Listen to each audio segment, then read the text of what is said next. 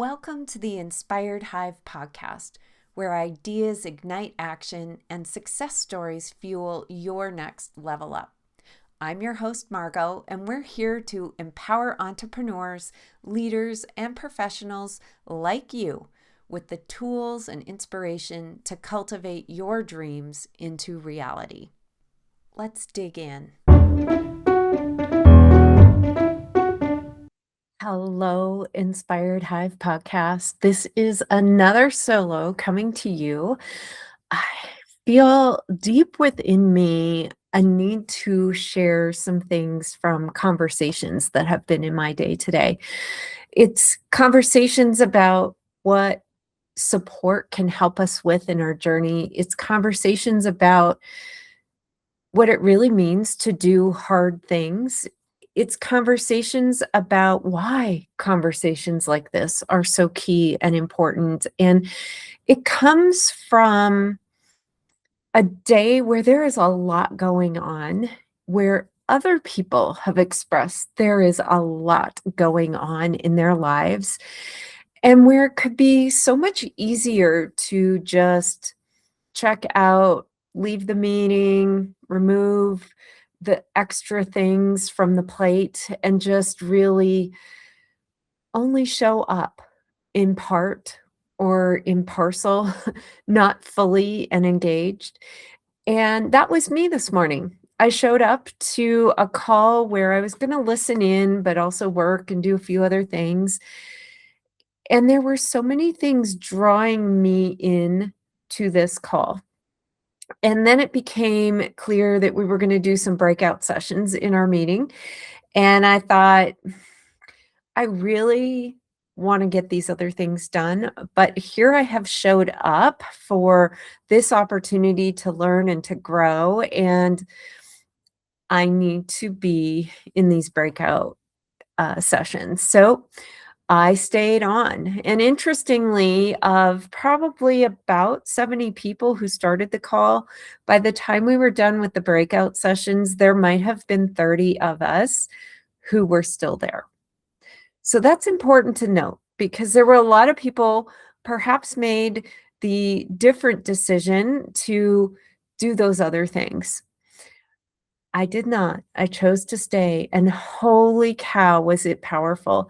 I got this opportunity to meet with two other colleagues who are pushing themselves and learning and growing and feeling stuck and having life happen and things just being there to either distract us or get in the way or perhaps really teach us about resilience and pursuit and being okay with chipping away at one small thing at a time and not feeling that we have to have all the answers in order to start. And these conversations really guided us through some powerful questions. To initially, it was going to be a journal task, and I am so excited about how this was turned into a conversation with other people going through their journeys, but similar processes to what I'm going through, trying to fit in a lot of things to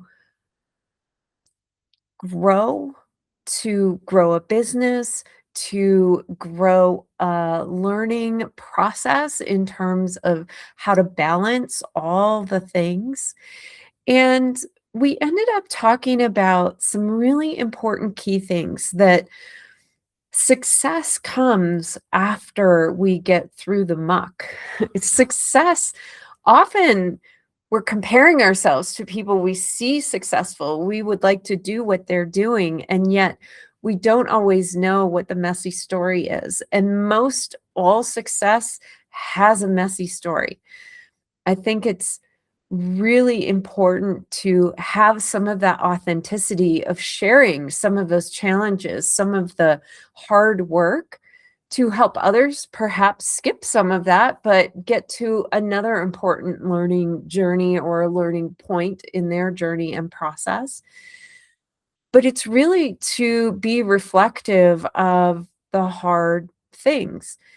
What's hard for me may be very different than what's hard for you. And what's hard for me today may be very different from what was hard for me a year ago, 10 years ago, or when I first started out. Think about learning to tie your shoes. That was super hard. Got to get the dexterity down, got to figure out the process, right? Now, no one thinks about tying their shoes, right? And so some of the what seems like very insurmountable things that we're chugging away on and really putting time and effort in, even in a slow climb or a slow process, can one day be one of those things we've mastered so well we don't even think about.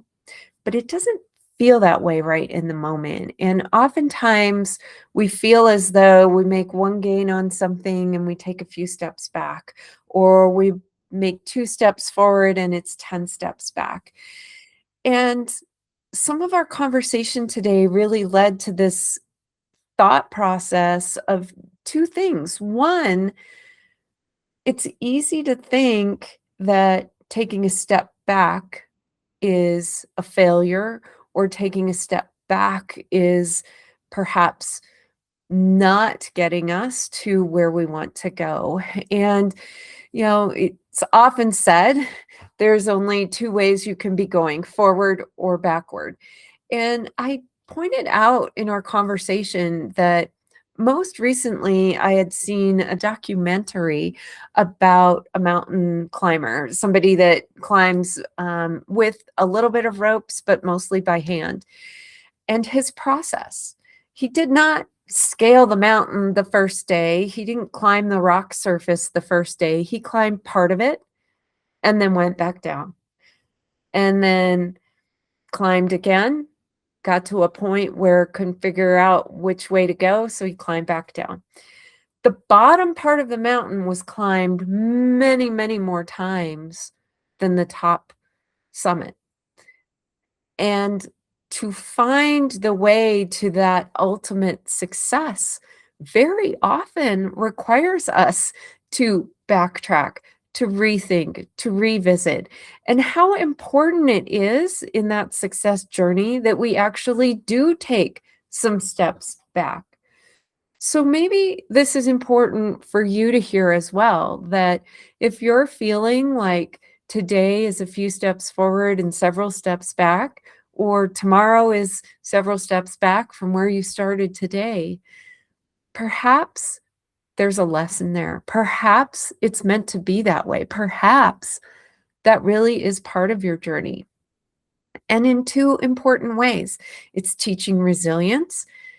It's teaching how those early steps might get faster and faster the more reps you put in on those aspects.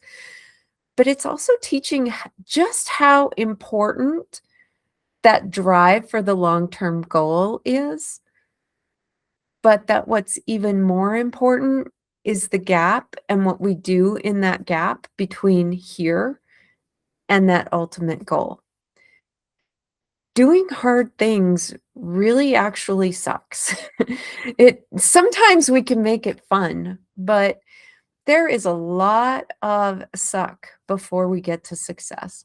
There is a lot of work, toil, tears, late nights, sometimes emotional, almost breakdown before that breakthrough. And it serves us in a manner of understanding more about our internal growth that's needed in order to master that next level where that success comes. It teaches us really important lessons about some of those very basic small steps and the foundations we need to have in place, and that we might have to build a few different aspects to that foundation before we can actually get the next layer on. It teaches us how important that middle journey is. Folks will say the joy is in the journey, and frankly, there's a lot of times people get to that really tall goal that they've been working so hard for and recognize the accomplishment was really about all the pieces in between and how important that was, not so much after that success of the top. I hope that this conversation can be a reminder for all of you the importance of recognizing it's not just a straight shot, that we don't have to compare ourselves to those who've already accomplished what we're going for, but we can use that as acknowledgement that it can be done. But also importantly, who we are today, who we show up to, who you are as you're listening to this podcast today, is not going to be the same person